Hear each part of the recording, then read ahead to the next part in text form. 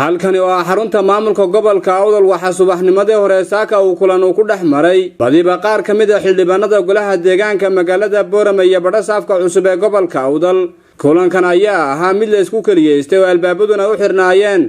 saxaafadda ayaana dibajoog ka ahayd kulankan ay qaateen xildhibaanada golaha deegaanka magaalada Boorama iyo Badhasaafka gobolka Awdal ayaa lagu sheegay mid isbarasho iyo xog wareysi ku saabsan markii kulankaasi soo ilaaday waxa noo suura gashay inaan la hadalno qaar kamid ah xildhibaanadii kulankaasi ka qayb galay waxaana nooga xog warameen ujeedada kulanka ay la qaateen Badhasaafka cusub ee gobolka Awdal laakiin saaka wada tashi iyo la xisaabtan iyo kulan iyo isbarasho ay xildhibaanadii isbaranayeen gudoomiyaha gobolka Baaxid maadaama aanu ka weynay haddii aanu nahay golihii kalfadhigii xaq u lahaa golaha deegaanka oo lahaa aanu weynay inuu soo fadhiisto gudoomiyahayagii waa ta keentay ee sababtay inuu Badhasaafku asuu ka yeedho annagoo isku dhan oo macalfulinta ay joogto nasiib darro laakiin waa ka baaqdo saaka soo nooma iman gudoomiyuhu laakiin ballan baanu ka qabsanay inaan isku iman hadii la yiraahdo ballan dambe oo toddobaad ku week ana si xildhibaanadii ugu reebay sheegeen aan ugu isku iman ballan dambe waxaanu ka soo baxnay shir isxog wareysi ah oo waxa weey Badhasaafka gobolka Awdal oo isku yeedhay xildhibaanada golaha deegaanka dhamaantood gudida fulinta iyo macal xildhibaanada oo isku dhan 22 ka macal xogayaha runtii waxay ahayd maanta in bal la iska weydiiyo wax degmada xaalkeeda dhaqaalaheeda bilicdeeda horumarkeeda wada shaqaynta iyo waxa weeyaan ta degme iyo ta gobolba dhanka kale meeyirka magaalada Boorama Salebaan Xasan Xadi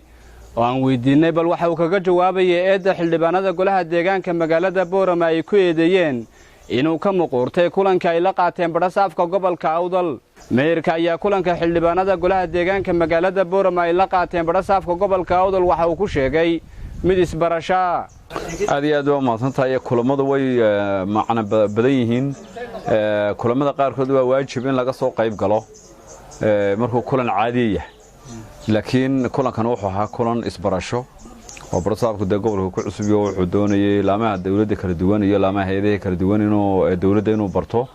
oo isbartaan isku duwayaasha haday tahay gobolka ay wasaaradaha jooga laamaha dawladda oo dhan uu la kulmayay waxayna ahayd maalintii uu la kulmayay golaha deegaanka iyaga si kale u fahmay runtii anagu Badhasaafku waas naqaana horena waas ku naqaana wada shaqeynayna barashana hadda igama baahnayn inaan magacyadooda tiriyana waajib ugu maahayn iyaga magacyadooda sheegay la kulmayay isku xog wareysaneen degmada marka saas u baaheeda ka maqnaanshahaygu macna badan uma sameeyeen shaqanku iyaan ku maqnaa hawshii qaranku igmaday iyagu ay doorteen ayaan u fadhiyay xafiiska muhiimna ma ahayn anigu inaan joogo iyaga isbaranay mushku macno ku yimaada haddana waqti aan toobad ilaahu toobada noo hagaajin leena in ku jira doorashadii golihii deegaanka dambe ayaa hadda hawsheedii lagu jira laakiin qofka ay mooshin taagan tahay xilliga waaba waa qof aan maskaxdiisu dhanayn waa qof ku khafiifay baan salaahay waxyaabaha noocaas hadiiba xataa ay jirto qaab ku yimaada fadhiyadu waxa weeyaan waa mid caadi kalfadhan caadi ahayn iyo kalfadhiga caadigeeda kii maanta loo ka duubaysanay miisaaniyada lagu ansixinay marka waxa weey arrintaas ay hay'adaha iyaga si kale u fahmay runtii kasi ay turjunteen isaga laabto ka jeclaa runtii ma ahayn xildhibaanaduna ma wada joogin intii ay isbarteen maalintii ay isku cusbaayeen ayuun baaba meesha fadhida dhanka kale meeyirka magaalada Boorama Salebaan Xasan Xadi waxaan weydiiyay arinta muddooyinkii u dambeeyay sida weyn loo faaqiday ku saabsan in bulshada gobolka Awdal ay ku kala aragti duwanaatay ka hadalka arrimaha la xiriira saami qaybsiga laakiin marka doorashada la soo hadal qaadun haduu saamiga imanayo iyada la jooga wax cawd bilaa dadku wahay ay uga hadli laayihiin xilliga ay time-ka lahayo doorasha dhacday sanadaha ka soo wareeg waay looga hadli waayay oo maanta markii la yiri xisbiyada ay ku heshiiyeen waxba in doorashadii la galo in hadalka loo keenay dadku hurdo kama soo kicina way joogeen danuhuna yaana isjiirine isku dambaynu nahay waxaan leeyahay sida aad qabtaan baan anigu qabaa oo dhalinyarada mutacalimiinta ay qabaan baan qabaa odayadu siday qabaan baan qabaa salaadiintu siday qabaan baan qabaa laakiin maxaa la doonayaa waxa la doonayaa in waqtigeeda iyo xilliga ku munaasibka tahay iyo inta ay ku munaasibka tahay inay ka hadlaan wax oo garsooma laakiin wax weeyaan kolba koox haday meel ka hadasho wixii ba xataa contradiction ifan xataa dadka qaar baan la sheekay hadaad weydiiso how sida ku yimaadeen berigii Soomaaliya la isku biirsaday iyo Soomaaliland 3 sida ku yimaadeen dadka qaar baan ku sharixi karin dhanka kale meeyarka magaalada Boorama Salebaan Xasan Xadi waxa uu ka jawaabay hadallo ka soo yeedhay xildhibaanada golaha baarlamaanka gobolka Awdal ku matala xildhibaanada qaylada dadka ayaan ku soo toosin xilli hore inay toosan bay ka hadlaan hadii maqan yahay saami time hore inay ka hadlaan bay hay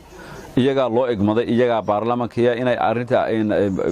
ay isbeer ku dhaqaajiyaan bay ahayd meelaha ay ku haboontahay ka hadlaan dadka ay baraarujiyaan ay dhaadan sida ay saas wax nooga maqan yihiin goortaas ku haboontahay halkaas aynu kaga hadlayna laakiin hadda marka ay caroortii iyo odayadii iyo wixii ka hor hadleen inay ka hadal ka daba geeyaan